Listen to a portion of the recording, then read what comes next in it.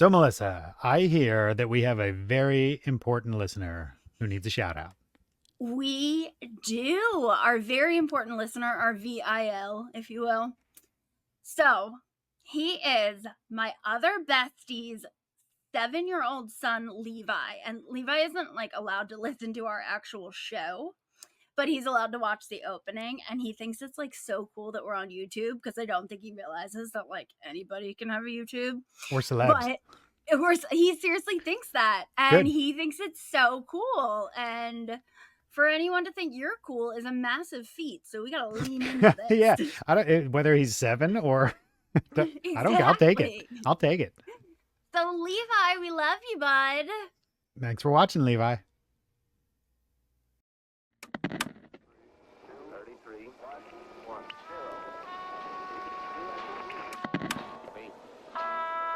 Main event of the evening. Wednesday,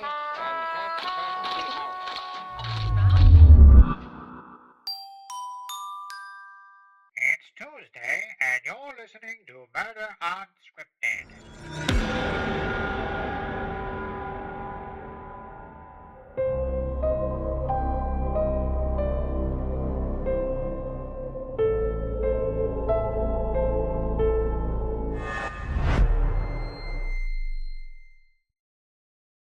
What is up, everybody? Welcome back to another episode of Murder Unscripted. I'm your host, Ed Hydock, along with my bestie, as always, Melissa Spivey. You just get one name this week.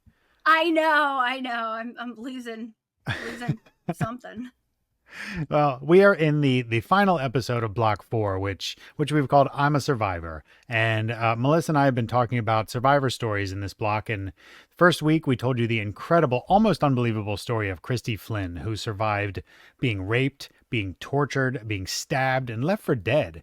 And week 2, I shared with you this wild survivor story of Shannon Myers and the unfortunate murder of Susan Woods, that the two cases were directly linked, unrelated, but directly linked.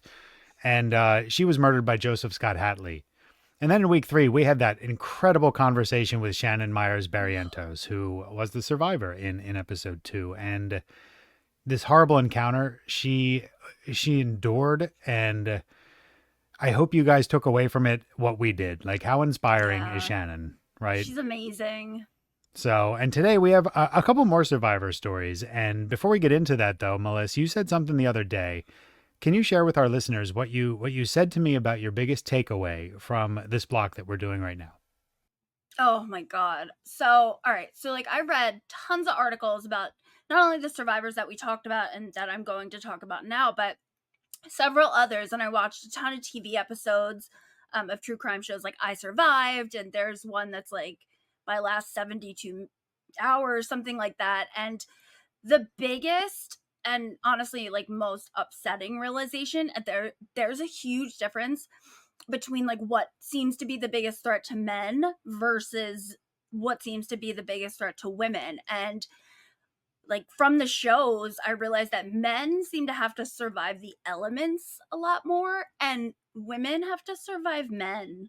Like, the majority of the men on these survival shows, they tell their story about surviving the elements. Like, they got stranded in a remote area in the snow, or one guy was out skiing where he got turned around and had to survive in like negative temperatures with like a frozen boot. It was wild. And don't get me wrong, like, these are amazing men and their trauma is just as serious as anyone else's. But like, the majority of the women talk about how they had to survive being raped and tortured and almost murdered by men, not the elements. And I feel like it's not like I didn't discover something I didn't already know, but to have to like see that in real time as I'm watching these shows and have my brain put that together and verbalize it, that sucks. Yeah, and when you mentioned that to me, it was a really interesting point that I'd never even considered. Like, I haven't stumbled upon too many male survivor stories, and the reason when I kind of thought about this a little bit, I suspect it's because most men are killers. Not back up. Most killers are Sorry. men. Is this a confession? Most killers are men. And but men prey on women, so whether it's for sex, for money, whether they're easy targets, whatever the case be. So I feel like it's part statistics and part You know what I mean? Yeah, absolutely. Yeah, Well, that sucks. So it does. everybody just be safe and be It's nice. interesting. Yeah, It it's is. It interesting. really is. Well, today I have two more insane survivor stories, and I actually wasn't going to cover this first one. I referenced it a little bit in week one, but it's such an amazing, miraculous, incredible story. So, in week one on this block, I briefly mentioned this case where like a kidnapped woman was in her attacker's car and they were driving and she could hear the police sirens going past her in the opposite direction, like while they're trying to find her, Yep. which so I just had to talk about it. And then our second case today is one that I briefly covered on another podcast, but the story was just so moving and interesting. And I just wanted to share it with you, Ed, and our listeners. It sounds to me like you're just stealing material, but you know what? If from that saves you, myself. whatever. So for our sanity and yours, to all our listeners, we're breaking this into two parts because these stories are a little bit lengthy and but they're both important. So we wanted to make sure that we told you the full version of both stories. So because of that, we're going to break this into two parts and don't worry because they're both being released on the same day. So you can listen now, you can listen later, you can not listen at all if you don't want. Oh, But you'll listen. but if you don't, that wasn't a threat. I didn't mean to point either. If you don't, you're going to We miss. just got so aggressive. I know. First of all, I said all men are killers, and now I'm pointing at people. Crazy. So what I wanted to say was you will miss another incredible mini game I put together that I think might actually stump Melissa this time. So I think you're wrong. So, anyway, first time I'm right on this episode already. All right, so our first story begins on Saturday, January 31st. It's 2004, and we're in Racine County, Wisconsin. And it's cold. Like the high temperature that day, the high temperature was 17 degrees. So wow, that is that is cold. Bone chilling, excruciating, like it hurts your lungs to breathe kind of cold. And 38-year-old Teri Nicolai is driving to pick up her two daughters. She's got a 4-year-old and a 6-year-old, both little girls. And they're at their father's house, and that's Teri's ex-husband, 39-year-old David Larsen. And Teri is gorgeous. She's got this dark brown hair and this huge smile that it's like one of those smiles that lights up their whole face. Like it reaches her eyes start sparkling. She's beautiful. She actually reminds me of Kristen Davis, who plays Charlotte York on Sex and the City. You know, your descriptions that you've been throwing in here are amazingly accurate. Like I was just editing the Captain Smith episode where you mentioned that our detective looked like Captain Smith from Titanic, and your comparisons are pretty darn good. I'm not gonna lie.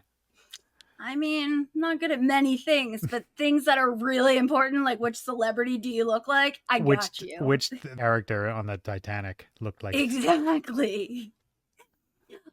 So at this point, Teri, she's recently remarried to a really, really good guy named Nicolai. And just so you know, he kind of looks like a non-bald, brown-haired Louis C.K. Louis C.K. Picture that. Yeah. Louis C.K., yeah.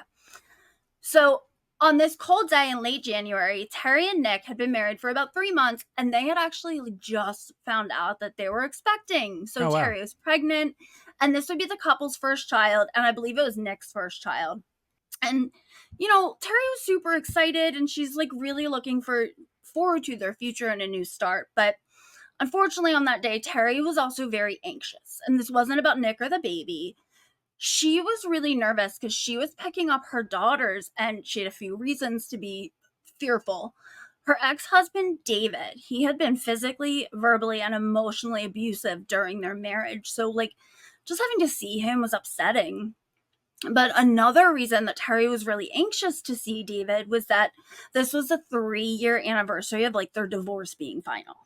Wow. So tensions are kind of high, and this was like a cruel, horrific abuse situation to the point that Teri had tried in vain to get a restraining order against David, and it didn't go through. But I don't understand why a judge would like grant split custody to a man who's abused the mother of like his children, and there's documented incidents of this domestic violence that police had responded to. Did anyone ever go with her to get her kids? You know, like a friend or somebody just to protect her when she like backup almost.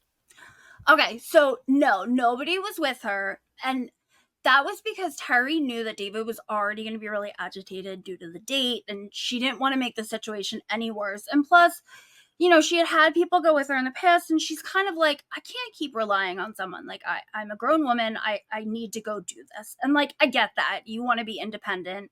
Sure. So she goes alone. And by the way, David had a whole ton of guns, and due to all the domestic abuse and, like, the requested but rejected restraining order, he was supposed to not have these guns. But, like, all they did was send him a letter. Like, do you really think some letter from the court being like, hey man, better not have any guns, or you're gonna be threatened with trouble that will probably never come to fruition, Right. like, do you think that's really gonna stop him? I don't think so. And I think people who want to have guns are going to have guns. Right. So Teri's anxious, and she finally gets to David's house, and he's standing outside, which is weird because the girls aren't with him. And that's strange because generally they meet in a public place, but today she was picking them up from David's, and the girls are generally like outside, ready to go, jump in the car, let's get out of here. But today, David's standing there alone, and he says he wants to talk to her. So That's, you know what? That's normal. That's a common situation, I'll say. And like to if you want to talk about something grown up, you do it out without the kids there, and that's kind of a good time to do it is during pickup, like before or after the switch is made. That's fair. I mean, I get why. And she reluctantly gets out of the car, and David says, "Oh, actually, I need you to come inside. The girls are playing hide and go seek, and they really want to seek you." And Teri's skeptical of David's story, but like one of the kids had been really obsessed with like hide and go seek, like the kind where the kid air quotes hides, and you're like, you can clearly see them standing, their legs are sticking out, with their legs out, but you placate them and pretend you can't find them. So either the 4 or the 6-year-old had been really obsessed with doing that lately, and so going against her gut and intuition, Teri goes into the house, and you can't blame her. If one of your kids was like, "Hey, I want to play a game with you," you would drop whatever you were doing. In a heartbeat. Yeah. But unfortunately, the girls were not playing hide and go seek. And the next thing Teri remembers after walking into David's house is being hit hard in the back of the head, and just everything went black. She was set up. Yep, 100%. And using her kids. That's the worst kind of setup, is using your kids as leverage. That's sick. And I think I mentioned this later, so if I repeat it, I apologize. But actually, the kids he had put upstairs in a bedroom and turned a movie on super duper loud and locked them in. Yeah, that's not right. That's making them part of your disgusting plot is makes it 10 times worse. Yeah, and like to lock them in a room. What if there's a fire? That's what I think of. Well, right. That's why locks aren't on the outside. Right. So when Teri comes to, she realizes that David is hitting her with a metal baseball bat. And she's able to like fight him. And in the struggle, though, her shoes, socks, and sweatpants come off. She'd been wearing like loose sweatpants. So at this point, Teri is screaming. So David puts duct tape over her mouth. He duct tapes her hands and feet together. And oh my God, this part freaks me out. He like puts duct tape all around her head. Oh my God. Which is haunting. How'd she not suffocate immediately? He didn't do a very good job of it, thankfully. Oh, just kind of. And she was able to kind of get a little breathing spot. So he proceeds to carry Teri outside over this big plastic trash can, like the kind that you have for the garbage man, like with the wheels and, a toter. Yeah, so he throws her in there, and then he pours snow on top of her. Oh my God. Because it's January in Wisconsin, so there's a lot of snow. So she's bound with duct tape. Her head and her mouth are duct taped. She's got a very serious head wound, which is like bleeding profusely at this point, and now she's naked from the waist down, sitting in snow in a trash can. God. Unbelievable. Like, does he think she's dead, or what's he trying to accomplish? Buckle in, dude. Wow. Just buckle in. So David picks up the trash can into the like bed of his pickup truck, and all she hears is silence. So she's sitting there, and between the vicious beating and being half naked in insanely cold temperatures, she's not doing so hot. So she realizes that even though David like took her clothing, he didn't take her winter jacket, and in her pocket is her cell phone. Oh, nice. And I don't know how it worked, but this action heroine is able to call 911. And like, Wow. she couldn't see the phone. And this is 2004. So, we're working with like a brick phone or maybe a flip one of those. phone. Yeah. And like, remember how you could feel the buttons, the T9 texting? Absolutely. Yeah. You had to, one finger would type. So like for C, you would hit the whatever, the 2 button 3 times. Yeah, like that was like times. That was literally, our younger listeners won't know that, but that was literally the origin of texting. That's how we started texting back in the early 2000s. Way back. Well, Teri was able to feel the buttons. And at 10:57 a.m., a call comes into 911. It's Teri, and she's barely able to breathe, let alone speak. But she does her best to get out David's address. And Wow. the dispatcher can hear that she is just struggling with every single breath. And the dispatcher like can barely hear her, but the dispatcher is like, something is very, very wrong here. And Teri just keeps repeating this address over and over. So thankfully, the dispatcher is like, I gotta do something. And she sends police to the address that Teri is repeating. Wow. So police are en route. That's awesome. But Teri can now hear that David's like back outside and near the truck, and he's talking to someone. And she's trying to listen, and all of a sudden she hears these 2 sweet little voices just... Oh, no, it's her girls. It's her girls. David's putting her kids in the truck. She has no idea. They have no idea. They have no idea. They're just feet from their mother. But like, Teri also knows it's a 4-year-old and a 6-year-old. What are they going to be able to do? Even if she can get their attention, like, what can they do? And God only knows what that monster would do if I don't even think about it. But what choice does she have though? You know? Right. Like she's stuck, and there's, I'm sure, I guarantee in her head, she's screaming. Well, like, where the hell are the police? Like every second probably feels like an hour. But now she also has to worry about more than herself. Like when you involve your kids, I feel like whatever's happening to you takes a back seat. Like there's something inside you that triggers you, and every ounce of focus and adrenaline goes to them. They, like, you care about them before anything else. And that's exactly how I think she felt, because she just stayed silent. Like, even if, they weren't their babies. She was protecting them even from inside that trash can. Exactly. So the next thing she knows, Teri can feel the truck is like backing out of the driveway, and get this shit.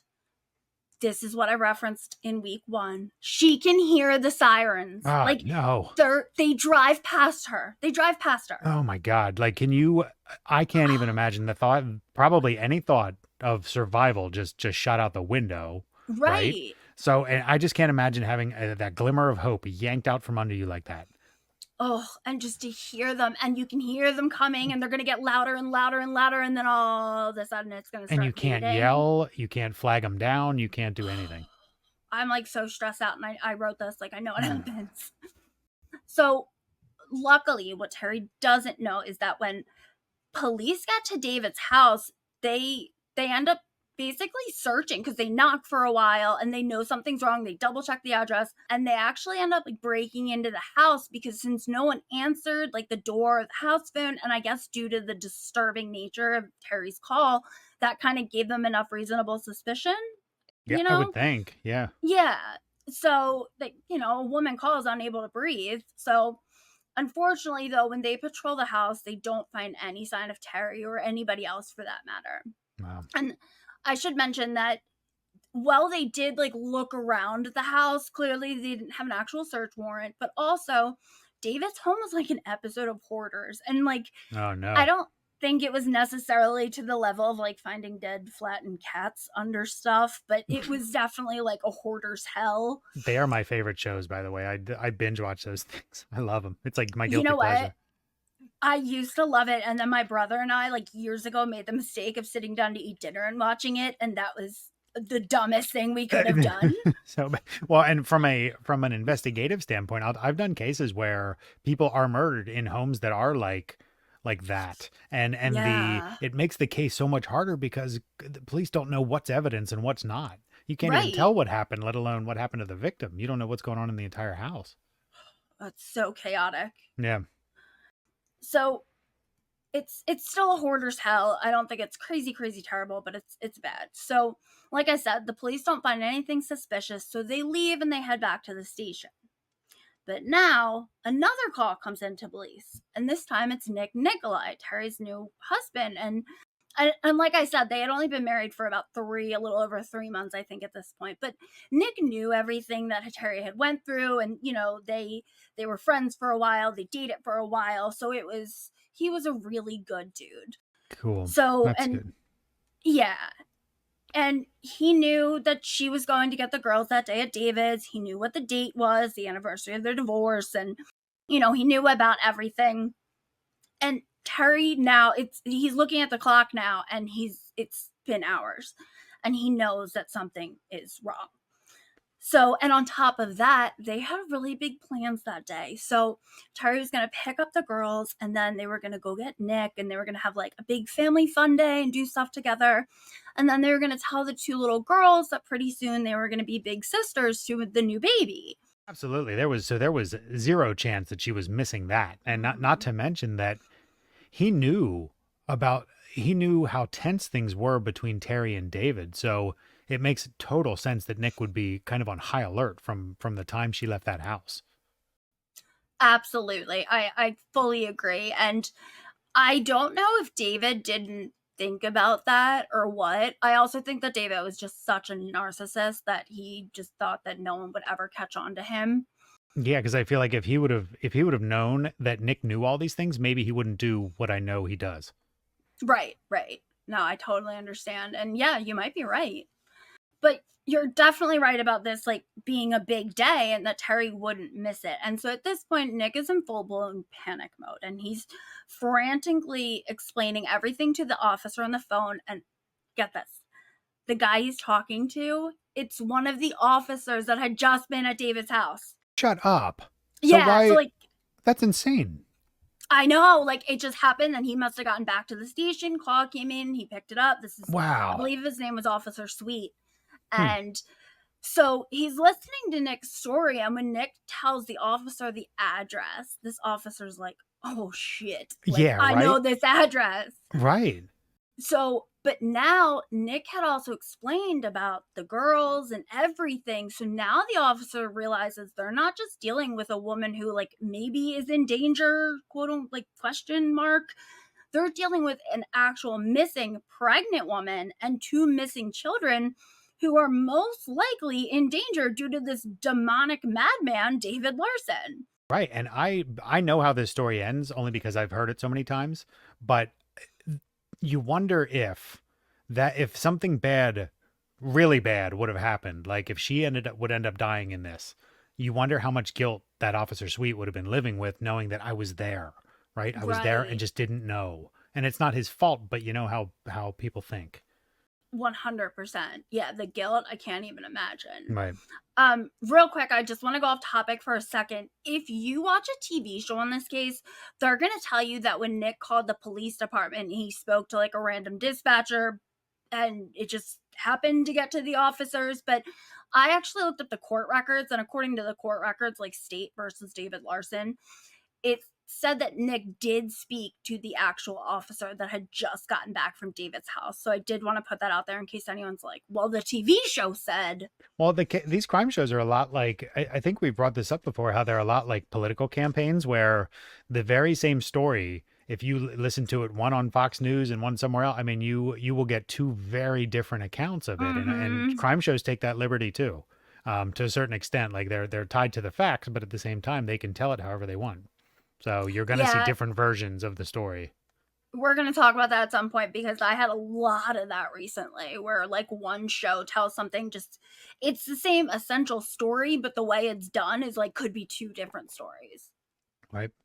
So back to our story with Teri. So now 3 people are missing. The suspect is a known violent offender, and it's bitterly cold out. And we're losing time. Like, time is still going at this point. So, and like, if Teri and the girls are outside in the elements, their chances for survival are dropping faster than the temperature is. So police immediately fly back to David's, and they arrive and everything's exactly how they left it. So they're like, what is going on? So they start talking to some of the neighbors and anyone who may have been around or seen something. And finally, they talk to someone who has some information. So earlier that morning, one of the neighbors had seen David towing Teri's SUV with his truck.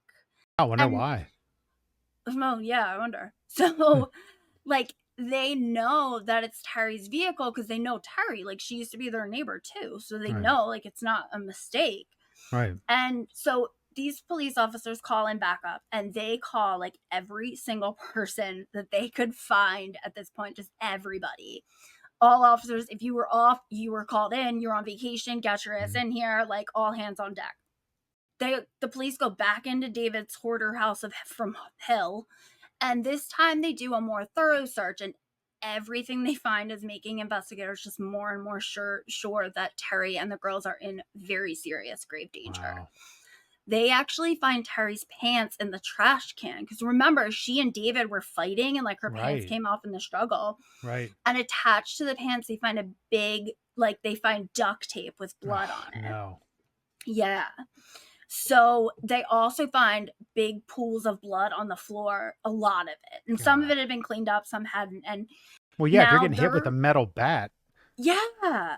Isn't that insane?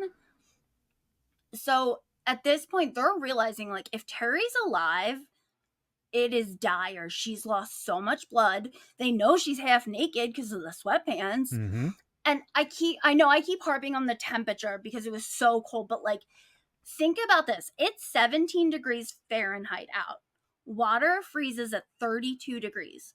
So we're at, like, half that. So if you're not sure how cold this is, I absolutely implore you to go sit your bare butt on a block of ice for as long as you can. Don't actually do that unless you want to. Murder Unscripted does not endorse ice cold butts.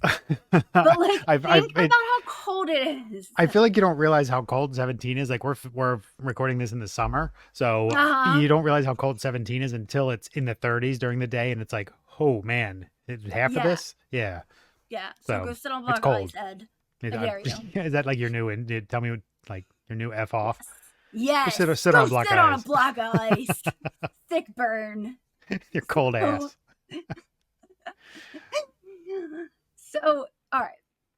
Police are frantic, and it's so cold, no pants, like, so much is going on. They don't know what's happening, and not only are their victims missing now, but their suspect is also missing. Like, he's not back at the house, so where is he? And I want to stop here and give a huge round of applause to these officers, because I'm the first to point out when I feel like law enforcement is not giving 100%. So I'm sure as hell going to go both ways. And these officers brought their fucking A game to this investigation. Like, they had everybody working around the clock and utilized every single resource that they had. And it seems like everybody worked together because there ends up being different jurisdictions. And I know sometimes there's, like, territorial shit going on, but all these different departments and counties and states, they all worked together. They were absolutely amazing. They took everything so seriously from the beginning. And I feel like they treated Teri and her daughters like exactly how they would have wanted their wives and children treated if, like, the tables were turned. Yeah, and I do think that we're so quick to call out what we consider bad detective work, that I do feel it's important to really call out the good detective work. And I feel like a lot of it goes unnoticed because you only hear about it when something's messed up. But in this case, I do feel like when kids are involved, it's a whole different animal, especially in smaller towns, because look at when children go missing within minutes. I mean, there is a county-wide effort to find them. Police, friends, family, everybody gathers around. Adults, I feel, get more leeway because their disappearances can often be explained away. Like, if you're 18, you can make your own decisions and go and do whatever you please, so that when someone goes missing, even if people say it's not like them, like Bruce Blackwood, it's not like him to do that. Yeah. It's still there could be an explanation. So again, yeah, you're right. Kudos to the detectives in this one. They were amazing. Yep. They brought their A game and they rocked it. But unfortunately, in our story, there's one person besides David who did not bring their A, B, or even F- game to this. And if this part doesn't make you angry, then like I don't know what will. So Teri's in the car. She's in the garbage can. She's fighting for her life. She's able to call 911 again. So she somehow, T9'd the numbers, and she gets a hold of 911, and this dispatcher is a CU next Tuesday with a capital C. So Teri's struggling to breathe.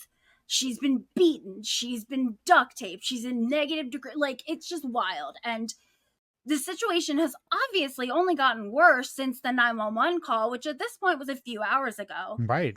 This dispatcher starts mocking Teri. You're kidding me. You gotta listen to this. It's ridiculous. So Teri's like attempting to explain the situation. Her ex-husband's trying to kill her. She's in this truck, and he had put the trash can in the back of the truck under a tarp. So she explains this, and she says she doesn't know where she is. And again, this is all very struggled because it's labor. She's struggling to breathe. Yeah. And the whole time the dispatcher is giving her shit because of her Why? breathing. I don't know. She starts asking Teri, are you just going to breathe heavy, or are you going to tell me what the deal is? Wow. Yeah, You got to be kidding me. Are you just going to keep breathing heavy, or are you going to tell me what's wrong? What an asshole. Right? So she even mocks Teri about calling 911. She's like, well, your hands are in duct tape, but you still managed to call me? What, she like thinks it's a prank? She thinks it's a prank. Wow. And like, I'm speechless, bitch. I can't even describe it. I listened to it right before we got on, and I texted you, and I was like, I'm so mad. So, like, so I'm not saying that prank calls, like, don't come into 911. I know that they do, but seriously, what the fuck? Like, yeah, I feel like there are plenty of occupations where it's fine to joke around in the workplace. A 911 dispatcher is not on that list. You know what I mean? You're a person's last, sometimes only lifeline in these dire situations, and you got to act like it. Like, there's no joke, no room for error. It was wild. We'll have to do a clip if we can. Okay. But it was awful. So I'll put a clip in there. Absolutely. I want people to hear this. Hello? Can I help you?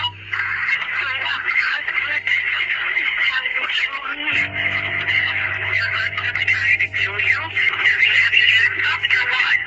Masking tape. Masking tape? How the hell are you holding the phone? Do you want to talk to me, or you just want to deep breathe? I did read, thankfully, that this bitch got fired afterwards. Good.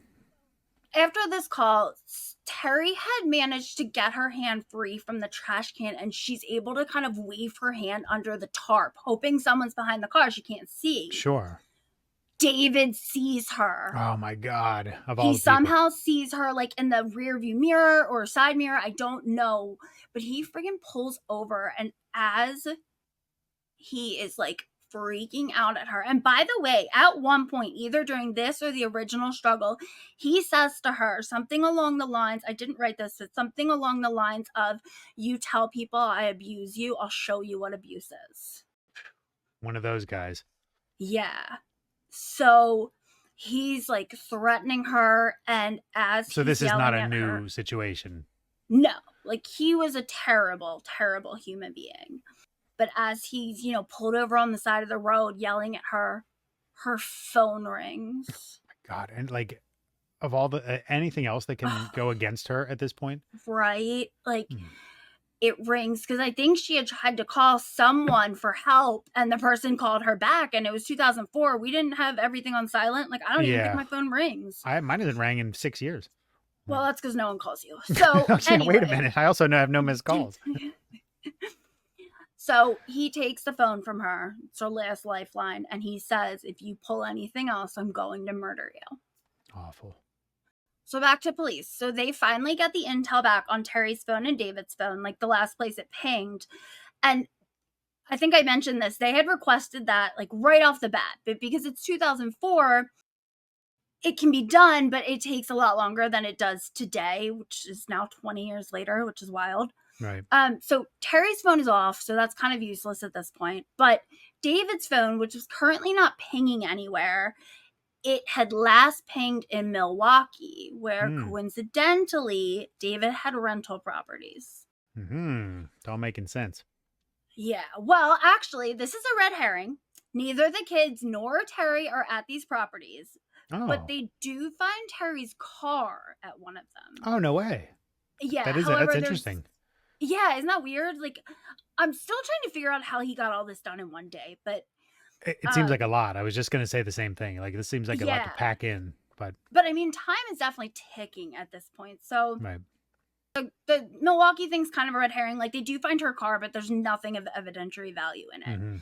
I do want to mention, though, because police are searching all of these properties, like, time is, like, we are really moving forward marching through time. Sure. So they had to search each one, high and low, to make sure that Teri and the girls aren't there. And I don't think I mentioned this yet, but David has a full-time job. He's actually an air traffic controller. Oh, no way. Yeah. And police know that his shift is scheduled to start pretty soon. So they start setting up roadblocks. Like, I think they did it where the airport employees would park. Sure. And they're stopping car after car. And finally, they stop David. Oh, and man, they he went ask to work. him, yes.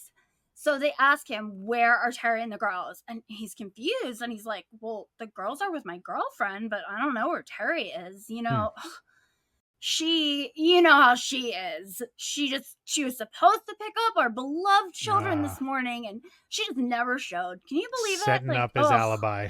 Right. And police are like, wait, what? Like, what did you just say? And here's the thing, David's really calm. Like, he's not overly friendly or buddy-buddy, but he's portraying himself as this polite, normal, everyday dude, not this kind of wild maniac that they hide in plain sight all the time. Perverts don't wear signs, guys. Exactly. Here you go. Here's an example. So they're very confused at this point, but they still make David come to the station with them because technically they don't know if he's being truthful about where the girls are. Of course. And I do want to end some of the suspense right here. Teri's beautiful daughters, the 4-year-old and 6-year-old, they are safe. They actually were with David's girlfriend, and police take them to Teri's sister's house, who they were really close with, and they let Nicolai know that the girls are safe, but it still doesn't answer the question, where is Teri? No, but you know what? At least this guy had the heart to like just get them out of harm's way. Whatever he's going to do, at least he took them out of it. Yes, I agree. So they do try to talk to the girls, but the girls never even saw Teri that day. I mentioned at the beginning that he had locked them in a room and they had a movie on. It was turned up really loud. So they didn't even know she came to the house. So David's at the station now. The girls are safe and sound, and police interrogate David for hours. Like, we're into the next day at this point. It's Sunday, February 1st. That initial 911 call came in at 10:57 a.m. the day before. And temperatures are dropping. Like, we're hovering around 0 degrees Fahrenheit at this point. Wow. And David denies everything. Like, of course, he never saw Teri, nothing happened, blah blah blah. And then they start confronting him with some evidence, and he just starts lying and changing his story. And on one of the shows I watched, the investigator is very upset, and he explains that they had tried everything. Like, they even got to the point where they were just begging him for information, and the whole time David's pretty calm, cool, collected, and he's like, nah, I don't feel like it. Man, that gives you a glimpse into this guy's kind of psyche, that he can be this calm. Yeah, that's so scary. It is. So eventually he's like, I'm tired. And they're like, you know what? Get out of our faces. Like, he's shut down for the night. They're not going to get anything else. But they take his clothing, which they notice Teri's blood is all over his pants. Oh, blood. They didn't know it's Teri's probably. Well, there's blood all over his pants. Okay. All right. Yes. So they get his wallet and they go through all like his notes and business cards and everything in it. And every single person's name, business card, whatever, they're calling that person, yes. anyone he's come into contact with. Yep. And they finally come across information for a storage unit in Illinois. Oh, man. And in the interest of time, I'm just going to say that they call the storage unit and the employee is like, yeah, he was here. He was just here yesterday. Yesterday. Yep. 24 hours. Storage units are never good. I mean, we see you're moving, you have extra stuff, then storage units are good, you know, but when murder investigations are involved, 9 times out of 10 storage units, there's some key piece of evidence in there. When they've locked onto someone and they have a garage like that, no good.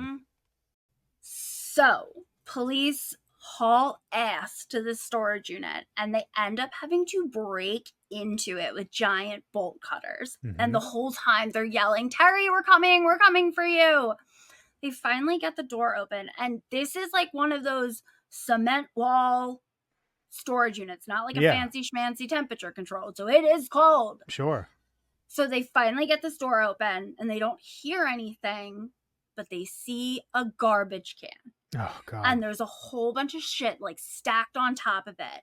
Apparently, he stacked 106 pounds worth of stuff on top of this trash can. And like, so she couldn't push it off.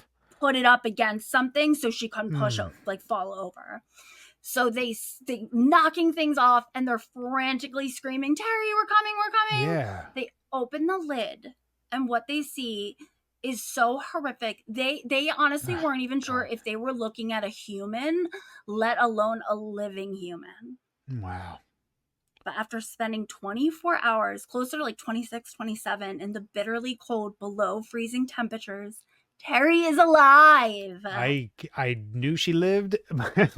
I know, but that's gotta, when those cops are approaching that thing and knowing now what has possibly happened, like, and then you open it up and you're still not even sure. Like, I can't even imagine that. And also on the flip side of that coin, this piece of shit put her in that trash can and threw her in a storage unit with the plan was just, what was it, for her to just die here? That was it? Like, come back and dispose of her later? Yeah.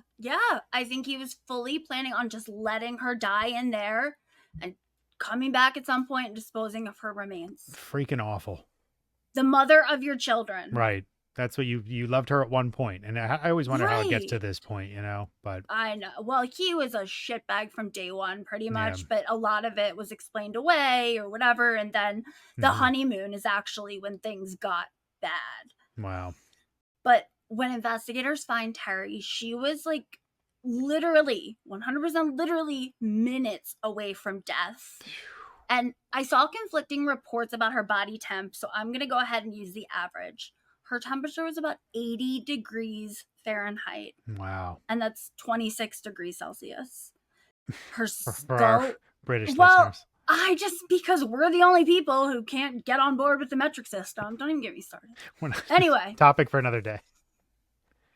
So that's cold. I think hypothermia starts setting in at like 94 degrees or something like that. Wow. It's crazy. So not only that, but her skull is crushed. She has tons of broken bones.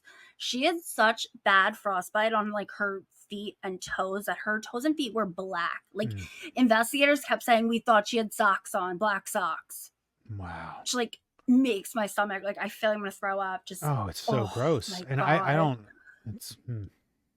I know. And doctors did have to amputate all of her toes, and unfortunately, and even more sad, she did miscarry the baby that she and Nick had just like so excitedly discovered they were pregnant with. I mean, I'm not surprised by that at all. That really sucks. But it's not surprising at all. And the bigger question I have though is how on earth did she survive? You know, like those injuries you just listed. I don't even know how are you alive? Well, I will say that Teri talks about it and she just says, I stayed alive for my girls. Like she just kept picturing her girls, and like the thought of anyone but her raising them was like, she's like, I can't die here. I can't. That's what drove Christy Flynn in episode 1. Exactly. They're a driving force, and it changes the way you think about everything. So, I mean, that's what they say, you know, and Teri, whatever got her through it. But actually, one of the doctors who worked tirelessly, she was in surgery for hours, but he was a 20-year trauma surgeon, Dr. Matthew Jimenez, and he said about Teri, quote, "When you saw Teri, you couldn't recognize her as a human. Her eyes, her nose, her mouth, it was a blob of horror," end quote. God. Like, for a 20-year-old trauma surgeon to say that is Yeah. like, I can't imagine. So, Dr. Jimenez went on to talk about how he worked at what's now known as Advocate Lutheran General Hospital in Chicago. And he said at the time it was like one of the busiest trauma centers in North America. And he said, quote, "I've seen it all, and this was one of the worst." End I quote. believe it. I mean, the fact Yeah. that she was alive and you couldn't even recognize she was human, that says something. Oh, it's horrifying. And Hmm. she went through it. She spent months in the hospital recovering, months learning how to walk. But according to everyone, Teri was like a freaking rock star. She kept her positive attitude. She kept her sense of humor. They were talking about how, like, when she woke up from surgery, or she and her sister were like cracking jokes, and like it was, she just, That's good though. I mean, sometimes right? that's what people need to get through this stuff. I And think I would be friends with her. she seems amazing, and Yeah. not once did she ever act like a victim, and she never wanted anyone to treat her like a victim. She just was It's incredible and had so much positivity going through all of this. so cool, and to be brutalized like that and tortured and left for dead in a storage unit the way she was. I mean, for her to kind of keep her head held high and just turn this into something positive. I mean, damn. I feel like that positive attitude that she had was so, or at least it would be so crucial to her recovery, you know. I 100% agree. I think your attitude has so much to do with getting Mhm. better. Well, on August 16th, 2005, David Shitbag Larsen was sentenced to 35 years in prison for attempted first-degree intentional homicide, which I personally don't feel like is long enough, but he's no spring chicken, so hopefully he's gonna die a horribly, horribly painful death while in prison. And I think we should like rough him up and then ship him naked to Antarctica and like let him freeze to death like he tried to do with Teri. But no matter how many letters I write, no one will get back to me about my creative eye for an eye punishments. I think you might need like that Microsoft Word stationery you're using. You might need something more eye catching to draw I have to the get some attention of Congress. fancy like linen paper for like resume paper or God, something. Use that that. stuff's not cheap. Mm-mm. Oh yeah, I agree with you on the eye for an eye thing, but I think we also agree that there's some kind of asinine sentencing guidelines when it comes to that exist in today's justice system, but they are that way not to play devil's advocate, but they are that way for a reason. I mean, attempted murder is not murder, you know, and while it may not be what everyone wants to hear, they need to be classified differently, or sentences would be all over the place. I mean, you'd have people going to jail for No. You don't get lesser punishment because you suck at murdering people. well, That I is know not a that. lesson that we're trying. Listen. I'm not defending You kill it. someone and suck at it, you don't have to be in that much trouble. I am not defending it by any means. I'm just saying. Anyway, so on a positive note, Teri is thriving. Although her pregnancy at the time of the attack sadly did end due to the trauma, she and Nick did go on to have a healthy baby. I think they had a little baby boy. Good. And as far as I know, their adorable, cute little family of 5 is still happy and just really doing really great. Good. And similar to Shannon, Teri's been able to use her horrific experience to really help and inspire other people. She's like a motivational speaker. She speaks about her ordeal, and she encourages women and men to recognize abuse like early on and what to do and how to find the courage to get out. And honestly, I don't think you can ask for anything more than such an honorable and selfless way to live your life. So, to Teri and Nick and your 3 beautiful kids, we are just so in awe of you and love you, and we hope that you continue to thrive and live your best lives. And That is the miraculously amazing survivor story of Teri Jendusa Nicolai. So cool. I mean, such an incredible story. And thank you, Really. as always, for sharing that. And I hate to say this, but this is where we're going to need to end part 1 of our last episode. We wanted to bring you 2 cases. And again, unfortunately, it's not something we can accomplish the way we set standards on how we want to tell these stories. And unfortunately, this one, it's a little longer than we thought. So wanted to make sure you guys had the full version. So if you want to hear another amazing survivor story and a palate cleanser with Melissa, that I swear I'm gonna stump her. I got one lined up. So check out part 2. It was also released today, so you can find it on our YouTube channel, wherever you get your podcasts. But yeah, check it out. Yeah, and you're getting 2 stories because I couldn't decide between these 2 amazing stories. So my indecision and lack of brevity is really the gift that keeps on giving. So Yeah, everyone you is just get getting as many 2 episodes. How many episodes do you episodes. want? Let's just give them all. Do them I all. got you. I could talk for hours. So even though you're going to tune back in a few minutes, please be kind. If you're a 911 operator, don't be a dick. Thank you, though, for everything you do. And remember, everybody, perverts don't wear signs that say they're perverts. I don't think we need to do the sign thing in part 1. I think we still should do it. See ya.